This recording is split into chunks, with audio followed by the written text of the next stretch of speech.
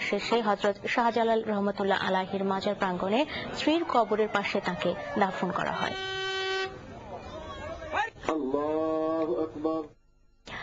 কবি বেগম সুফিয়া কামালের 11তম মৃত্যুবার্ষিকী আজ।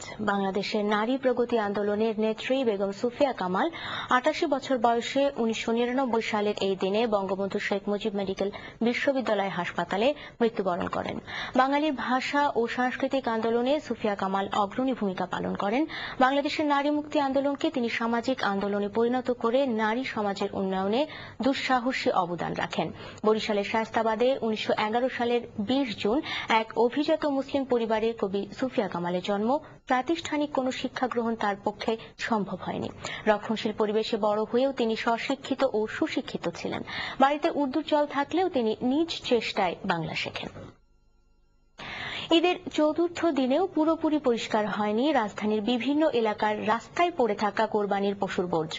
তবে সিটি কর্পোরেশন বলছে বর্জ্য সরিয়ে নিতে তাদের গাড়িগুলো অব্যাহতভাবে কাজ করে যাচ্ছে। নোমান শিবলির রিপোর্ট। প্রচন্ড দুর্গন্ধ আর বর্জ্য সামনে নিয়ে ঈদের পরদিন থেকে অস্বাস্থ্যকর পরিবেশে বাস করছেন এই বিল্ডিং এর লোকজন। রাজধানীর ধানমন্ডি এলাকার একটি গলির ভেতরের চিত্র এটি। এলাকাবাসী বলছেন সিটি কর্পোরেশনের গাড়ি বারবার আসতে বলা হলেও তা আসেনি। আমাদের ভীষণ কষ্ট হচ্ছে, গন্ধে থাকা যাচ্ছে না।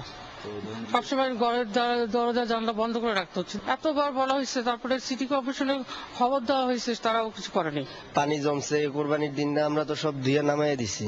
নামানোর পর আর কি হেরা আর এই জায়গায় পরিষ্কার করতে আসতে না। ঈদের দিন থেকে কোনো গাড়ি এদিকে আসে না, আর গাড়িতে ময়লা নেয় না। ময়লার দুর্গন্ধে আমরা থাকতে পারি না। বলে আইজ আসবে কাইল আসবে, কোনো গাড়ি আসে না। বিচ্ছিন্নভাবে ছড়িয়ে ছিটিয়ে থাকা কোরবানির পশুর বর্জ্যের কারণে পথচারীদেরও চলতে কষ্ট হচ্ছে। এখানে ময়লা দুর্গন্ধ, এটা চলাফেরা বহুত কষ্ট হয়। এখানে আমরা চলতে পারি না। বিভিন্ন স্থানে ডাস্টবিনে কোরবানির পশুর বর্জ্য জমিয়ে রাখা হলেও সেগুলো সরিয়ে নেওয়া হচ্ছে না। গরুর ময়লা টলা বর্জ্য টর্জ্য সবকিছু এখানে ফালায় রাখছে, কিছুই নেয় না, বহুত দুর্গন্ধ। তবে সিটি কর্পোরেশনের একজন কর্মকর্তা জানিয়েছেন প্রায় সব এলাকা থেকে বেশিরভাগ বর্জ্য সরিয়ে নেওয়া হয়েছে, বাকিগুলো দ্রুত সরিয়ে নেওয়া হবে। নোমান শিবলি, RTV, ঢাকা। ঈদের ছুটি শেষে রাজধানীতে ফিরতে শুরু করেছে ঢাকা ছেড়ে যাওয়া মানুষ। প্রিয় মানুষদের সঙ্গে ঈদ করতে পেরে দারুণ খুশি তারা। ছুটে যেতে যাওয়ার মতো আসার পথেও পুরনো সেই ভোগান্তির কথাই জানালেন তারা। বিভিন্ন বাস, ট্রেন ও লঞ্চ টার্মিনাল ঘুরে ঢাকায় ফেরা মানুষের চালচিত্র নিয়ে মুক্তা মাহমুদের রিপোর্ট। ক্যামেরায় ছিলেন শামসুজ্জামান শুভ। জীবনের প্রয়োজনে গ্রামের বাড়ি আর প্রিয় মানুষগুলোর সান্নিধ্য ছেড়ে ঢাকায় ফিরতে হচ্ছে গ্রামে ঈদ করতে যাওয়া এসব মানুষগুলোর। প্রিয়জনদের সাথে ঈদ করতে পেরে দারুণ উচ্ছ্বসিত তারা। তবে আসা যাওয়ার পথে নানা দুর্ভোগ তাদের জীবনের আরো এক অভিজ্ঞতা। ঈদে যেহেতু বছরে একবার দুবার যাওয়া পড়ে অবশ্যই ভালো লেগেছে, খুব আনন্দ করেছি, ছেলে মেয়ে নিয়ে আনন্দ করেছি, সবার সাথে ঈদ করেছি, খুবই মজা লেগেছে। যাওয়ার সময় হয়রানির শিকার হয়েছি আর আসার সময় হয়রানির শিকার। মেয়ে আছে দেশে, মেয়ে নিয়ে বাবা মা নিয়ে সব ভাই বোন নিয়ে সবাই নিয়ে ভালোভাবে ঈদ করেছি। আবার প্রিয় মানুষগুলোকে এত তাড়াতাড়ি ছেড়ে আসার কষ্ট রয়েছে অনেকের মধ্যে।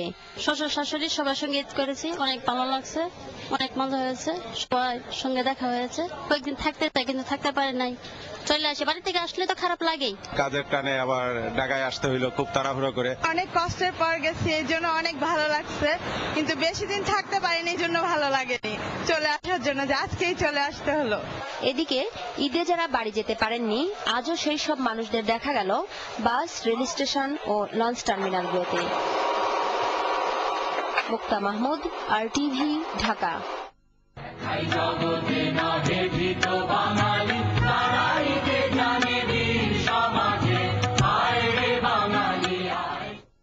অগ্রণী ব্যাংক ৭১-এর এই দিনের খবর।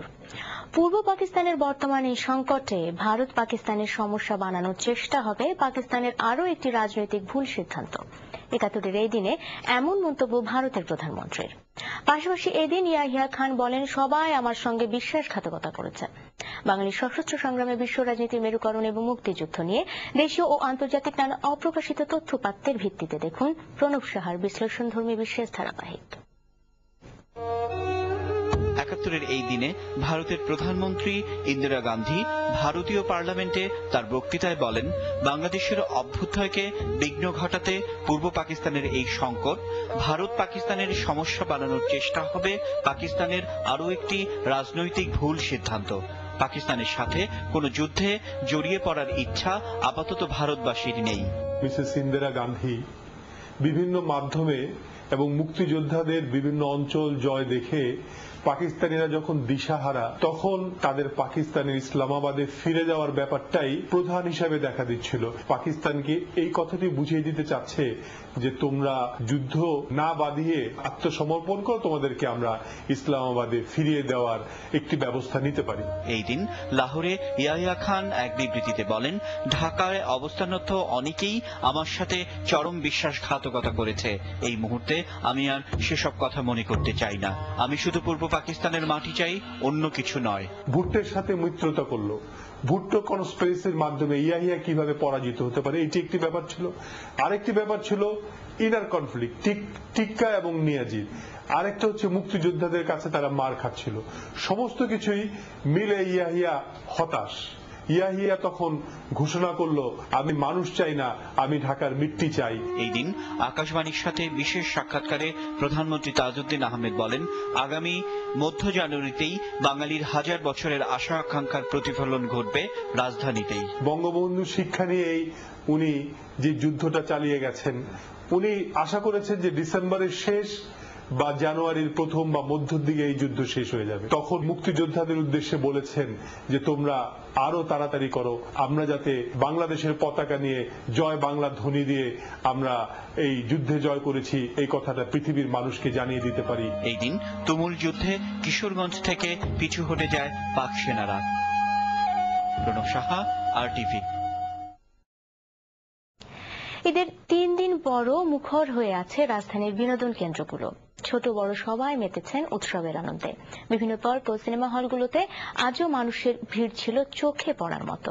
রাজধানীর বিভিন্ন বিনোদন কেন্দ্র ঘুরে রিপোর্ট করছেন নাইমা মৌ, ছবি তুলেছেন মেহেদী হাসান সুজন। শিশু পার্কের খোলা জায়গা পেয়ে ছোট্ট এই শিশুটি মেতেছিল প্রাণের আনন্দে। ঈদ তো তারই জন্য। তার মতো বাবা মার হাত ধরে একে একে পার্কে আসছিল অন্য শিশুরাও। সবার চোখেই রঙিন স্বপ্ন, আর তাদের আবদার মেটাতে বাবা মাও ব্যস্ত। বছর জুড়ে স্কুল, হোমওয়ার্ক, প্রাইভেট পড়া, নাচ গানের স্কুল এসব থেকে একটু হলেও ছাড়া পেয়েছে এখানে আসা শিশুরা। আর রাইডগুলোতে চড়ার মজাই যেন আলাদা। নব থিয়েটারে গিয়েছিলাম, জিয়া উদ্যানে গিয়েছিলাম, আজকে আবার শিশু পার্কে এসেছি, খুব মজা লাগছে। এখানে চললাম, তারপর চরকিতে চললাম, গাড়িতে চললাম, ভালো লাগতেছে, ভয় লাগবে অল্প, ভালো লাগছে। ছোটদের সাথে সাথে বড়রাও মেতেছিলেন আনন্দে। ভালো লাগতেছে, ছোটবেলার কথা মনে পড়ে গেল। সেটা তো আর ফিরে যাওয়া যায় না। এখন বাচ্চাদের আনন্দ আমাদের আনন্দ। পার্কে কাজ করেন যারা, ঈদ এলে তাদেরও আনন্দের কমতি থাকে না। তখন তো ডাকপিটি ছিলাম, গ্রামে ছেলে মেয়েদের সাথে দুষ্টুমি করতাম। এই আর কি, কেউ নানু বলে, কেউ দাদু বলে। মোটামুটি বাচ্চা কাচ্চা নিয়ে খেলা করতে ভালোই লাগে। বাচ্চাদের জন্য আরো বেশি বেশি বিনোদন কেন্দ্র তৈরি করা দরকার বলে মনে করেন এখানে বেড়াতে আসা অভিভাবকরা। শিশু পার্ক ছাড়া তো তেমন কোনো যাওয়ার জায়গা নেই ঢাকা শহরে। যদি আরো বড় পরিসরে করা যায় তাহলে আরো ভালো হয়। শিশু পার্কে যদি এরকম সরকার যদি উদ্যোগ নিয়ে যদি ওই ধরনের তৈরি করতো, তাহলে হয়তো বা যারা মিডল ক্লাস ফ্যামিলি তারা এখানে এসে আনন্দ পেত আর কি। ওইদিকে ঈদের আনন্দ পূর্ণ করতে সিনেমা হলগুলোতে ছিল দর্শকদের ভিড়। এবারের ঈদে তাদের হট ফেভারিট নায়ক মারুফ আর শাকিব খান। আমার মারুফের ছবি ভালো লাগে, শাকিবের ছবি ভালো লাগে। শাকিব খানের লাভ স্টোরি, সামাজিক এবং লাভ স্টোরি এবং অ্যাকশন দুইটা মিলে ছবি দেখলে খুব ভালো লাগে। আশা আছে যে কটা সার্চে সব কটা দেখার জন্য চেষ্টা আছে কি। টিকিট বিক্রেতারা বললেন ভালো সিনেমা হলে দর্শকরা তা দেখেন। আগের মতো তো পাবলিক নাই, ব্ল্যাক ট্রাক হবে না। ভালো ভালো ছবি হলে গল্প টল্প থাকলে আইসা ছবি দেখে। বিনোদন কেন্দ্রগুলোর পরিবেশ আরো ভালো করা হলে বছরের একটি দুটি দিন রাজধানীর গতানুগতিক জীবন থেকে কিছুটা হলেও মুক্ত হবেন এখানকার মানুষেরা। নাইমা মৌ, RTV, ঢাকা। জুয়া খেলাকে কেন্দ্র করে নারায়ণগঞ্জের ২৫০০-এর 2 গ্রামবাসীর মধ্যে সংঘর্ষে একজন নিহত ও অর্ধশতাধিক আহত হয়েছে। দুপুরে ২৫০০ উপজেলার কালাপাহাড়িয়ার নতুন বাজারে ওরস উপলক্ষে মেলার আয়োজন করা হয়। পরে মেলায় জুয়া খেলাকে কেন্দ্র করে কালাপাহাড়িয়া ও এর পাশের গ্রাম হাজির টেকের গ্রামের লোকজনদের সংঘর্ষ বাধে। সংঘর্ষে টেটাবিদ্ধ হয়ে কালাপাহাড়ি গ্রামের জয়নাল মিয়া ঘটনাস্থলে মারা যায়। এদিকে নরসিংদীর পলাশে একটি সাংস্কৃতিক অনুষ্ঠানকে কেন্দ্র করে 20টি বাড়িতে হামলা চালিয়ে ভাঙচুর, নগদ টাকা ও বেশ কয়েক ভরি স্বর্ণালংকার লুট করেছে সন্ত্রাসীরা। এ ঘটনায় আহত হয় 15 জন। শুক্রবার রাতে ভিরিন্দা গ্রামে ঈদ উপলক্ষে সাংস্কৃতিক অনুষ্ঠানের সময় ঝগড়া হলে এর জের ধরে কামতার, খিলপাড়া ও কান্দাপাড়া গ্রামের প্রায় শতাধিক লোক ধারালো অস্ত্র দিয়ে ভিরিন্দা গ্রামে হামলা চালায়।